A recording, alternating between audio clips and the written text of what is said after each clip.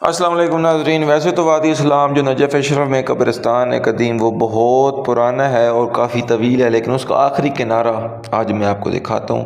یہ جو سامنے آپ کی ایک ٹیگری نظر آ رہی ہے، یہ بالکل وادی نجف وادی اسلام جو قبرستان ہے اس کا بالکل آخری کنارہ ہے۔ سامنے جناب نوح علیہ السلام کے جو عذاب ہے تو اس کا دریا کا پانی موجود ہے، اور ساتھ ہی کیونکہ وہ جگہ بہت نیچی ہے اور یہ جگہ بہت اوپر ہے۔ پہلے اس کا نام وادی اسلام تھا، لیکن مولا علی علیہ السلام کی برکت کی وجہ سے اس جگہ کو بھی اب پورا شہر نجف اشرف کے نام سے جانا جاتا ہے۔ یہاں پر بہت سارے علماء کرام، نبی، مومنین کی قبریں ہیں۔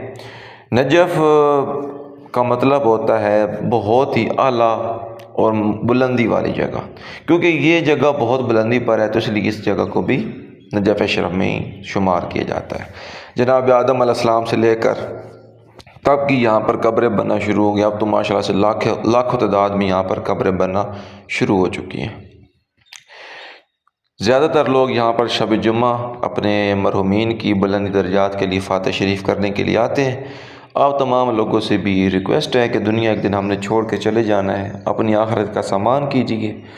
شب جمعہ مغرب ہونے سے پہلے یعنی سورج ڈوبنے سے پہلے ایک دعا ہے، دعائے سما، وہ ضرور پڑھا کریں۔ اس سے آپ کے دشمن نیست و نابود ہوں گے، بہت ساری برکتیں آئیں گی، پریشانیاں دور ہو جائیں گی، رزق میں اضافہ ہوگا۔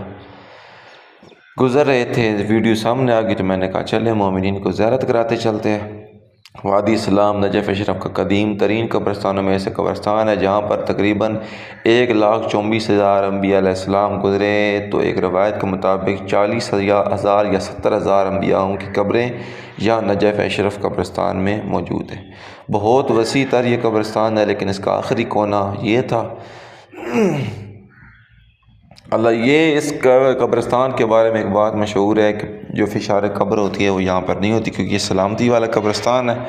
اللہ پاک آپ تمام مومن مومنات کو زیارت نصیب فرمائے۔ اللہم صلی علی محمد